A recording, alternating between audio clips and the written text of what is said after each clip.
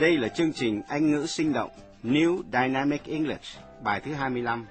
Phạm Văn xin kính chào quý vị thính giả.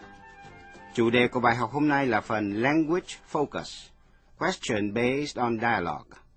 Chủ đề của phần này là nghe một mẩu đàm thoại, rồi nghe một câu hỏi mà câu trả lời nằm trong nội dung mẩu đàm thoại đó. Sau đó là phần Culture Tip, mách giúp về văn hóa. Trước hết xin để ý mấy chữ khó. 20 minutes south of the airport, là chỗ tôi ở, phía nam phi trường, đi xe hơi mất 20 phút. Real close to my office, thật gần văn phòng tôi. Quý vị cũng nghe chữ decide, D-E-C-I-D-E, decide, quyết định. Cũng nghe câu I'll tell you what, tôi nói ông nghe, để tôi đề nghị với ông nhé. Say, when shall we get together? Chừng nào chúng ta có thể gặp nhau? Xin mời quý vị nghe phần đầu của bài học. Questions. Listen to the question. What time would Mr. Epstein like to meet with Mr. Blake? Now, listen to the dialogue. Say, when shall we get together? Well, I was hoping that we could perhaps arrange a meeting for tomorrow sometime. I'll tell you what. I'm free after 11 o'clock. How's that sound? That sounds fine with me. What time would Mr. Epstein like to meet with Mr. Blake? He would like to meet after 11 o'clock. Listen to the question. When do Mr. Blake and Mr. Epstein decide to meet? Now, listen to the dialogue. I'm staying at the Embassy Suites. It's about 20 minutes south of the airport. That's real close to my office here. I'll tell you what. I'll meet you tomorrow around 11:15. Then we can go to lunch, and then I'll show you around San Francisco. That sounds very nice. When do Mr. Blake and Mr. Epstein decide to meet? They decide to meet at 11:15.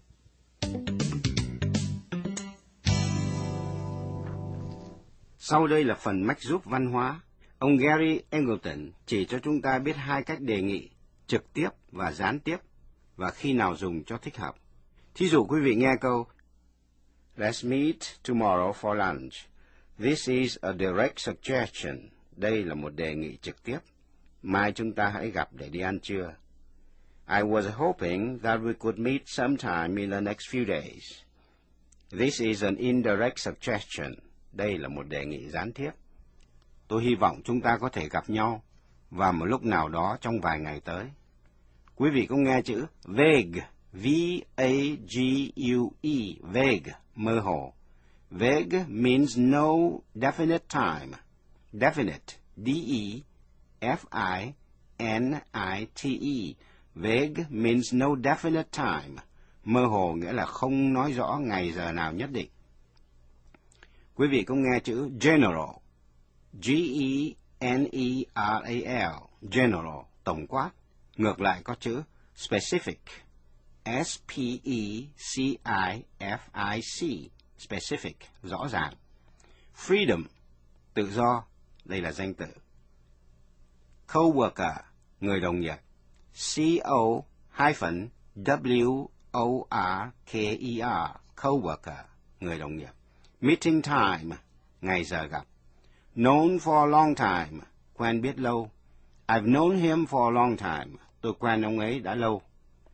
Quý vị cũng nghe tính từ considerate, considerate, C-O-N-S-I-D-E-R-A-T-E, considerate, ân cần, chu đáo. Cũng nghe câu What time is good for you? Giờ nào tiện cho ông? Cũng nghe động từ depend on. It depends on your relationship with a person you want to meet.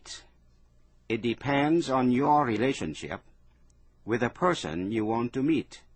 Còn tùy vào mối liên hệ của bạn với người mà bạn muốn gặp. I'm not sure I understand. I'm not sure I understand. Tôi chưa hiểu ông nói gì. Xin mời quý vị nghe phần 2 của bài học. Culture tips. Hello again. We're here with Gary Angleton, our business language expert. Let's look at our email questions, Gary. Okay. We have a question today about making appointments. The question is, how should I suggest a meeting time? Well, it depends on your relationship with the person you want to meet. I'm not sure that I understand. Well, if it's someone you know quite well, you can be very direct.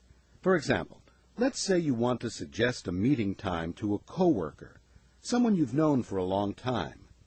You can just say, "Let's meet tomorrow for lunch," or "How about tomorrow for lunch?"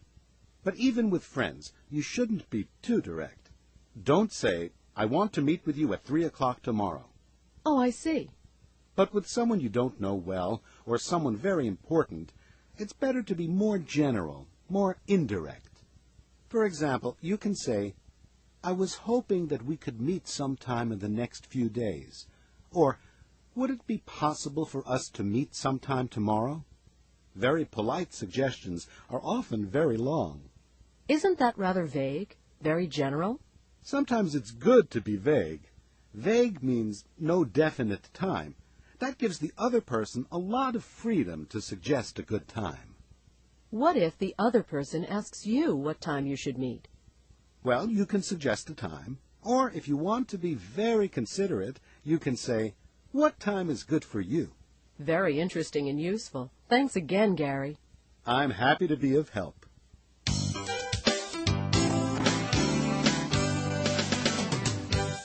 Sau đây là phần thực tập. Xin nghe một câu rồi lặp lại.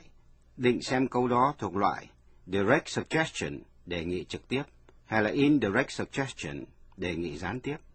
Nhớ là đề nghị thẳng thường bắt đầu bằng câu như let's hay là how about, còn đề nghị gián tiếp thì thường bắt đầu bằng câu I was hoping that, hay I was wondering if, hay would it be possible, như trong câu Would it be possible for us to meet sometime tomorrow? Ngày mai vào một lúc nào đó, chúng ta có thể gặp nhau được không? Xin mời quý vị nghe. Listen carefully. Let's meet tomorrow for lunch. How about tomorrow for lunch? I was hoping that we could meet sometime in the next week. Would it be possible for us to meet sometime tomorrow? Tiếp sau đây, quý vị nghe một mẫu đàm thoại, trong đó hai người đồng nghiệp, coworkers, đang xem có thể gặp nhau để bàn về dự phòng về mãi lực, tiếng Anh gọi là sales forecast.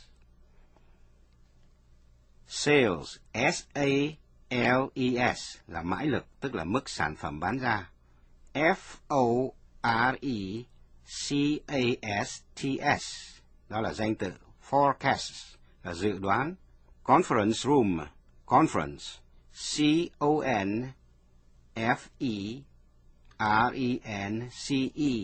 conference room, phòng họp. Quý vị có nghe câu, I was wondering if you could get together sometime this afternoon. Tôi tự hỏi, chúng ta có thể gặp nhau một lúc nào đó xế trưa nay không? Quý vị có nghe chữ go over là xem lại. Xin mời quý vị nghe. Business dialogue. Let's listen to today's business dialogue. Two coworkers are arranging to meet to discuss the sales forecasts. Hi, John. I was wondering if we could get together sometime this afternoon. I'd like to go over our sales forecasts. Sure, Bob. That's fine. When is good for you? How about 3 o'clock? That sounds good. Where shall we meet? I can come to your office, or the conference room might be more comfortable. Okay. Let's meet in the conference room. Great. See you then. Trong phần kế tiếp, Focus on Functions, quý vị nghe mấy mẫu đàm thoại để học cách nhận hay từ chối một đề nghị. Quý vị nghe những chữ như respond to, trả lời, conference room, phòng họp, agree to something, đồng ý về một chuyện gì, agree with someone, đồng ý với ai. Sau đây là những câu nhận lời đề nghị, sure, that's fine, hay là that sounds good, hay là that's fine with me. Đều có nghĩa là được, tốt, hay ngắn hơn có thể trả lời okay, sure, fine, hay là good, Xin mời quý vị nghe. Focus on functions. Accepting suggestions. Let's focus on how to respond to suggestions. Here are some examples of how to agree to suggestions. Listen to these short conversations. I was wondering if we could get together sometime this afternoon. Sure, that's fine. How about 3 o'clock? That sounds good. I can come to your office, or the conference room might be more comfortable. Okay, let's meet in the conference room. Sau đây là phần Gary's Tips, Response to Suggestions. Trong phần này, Gary chỉ cho chúng ta mấy cách trả lời một đề nghị. Đó là những câu như OK, fine, hay là that's fine, hay that sounds good. Quý vị cũng nghe những chữ như show agreement, đồng ý, refuse a suggestion, từ chối đề nghị, refuse, R-E-F-U-S-E, refuse a suggestion, từ chối đề nghị. Thí dụ như câu I'm sorry but I'm busy all afternoon. Tôi tiếc, nhưng tôi bận suốt cả buổi xế trưa nay. Quý vị cũng nghe chữ make it, M-A-K-E và it, I-T. Make it là thực hiện. We'll make it some other time. Chúng ta sẽ thực hiện chuyện ấy, hay là chúng ta sẽ gặp vào một dịp khác. Khi từ chối, nếu muốn hỏi để khi khác được không, thì dùng câu Can we make it some other time?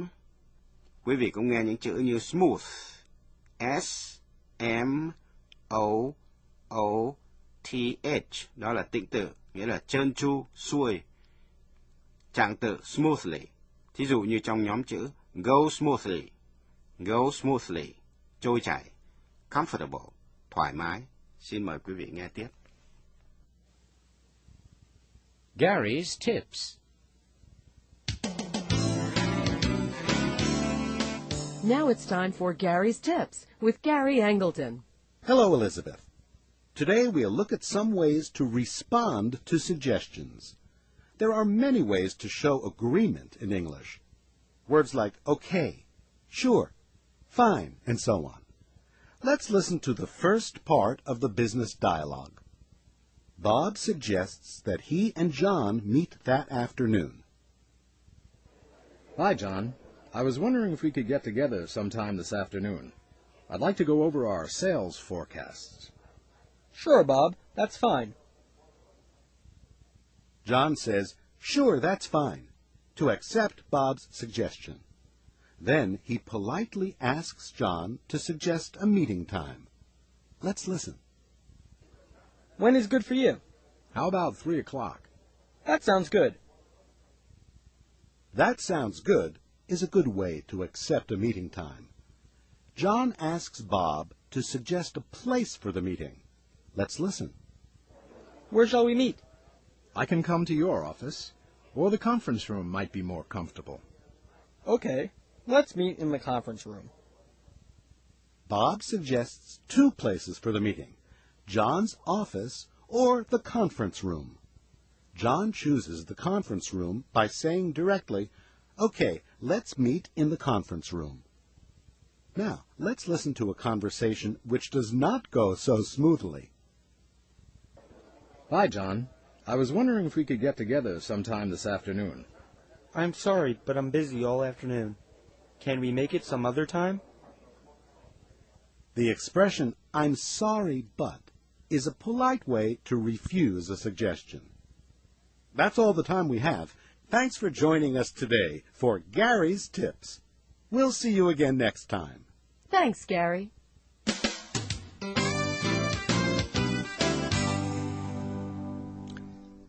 Quý vị vừa học xong bài số 25 trong chương trình Anh ngữ sinh động New Dynamic English.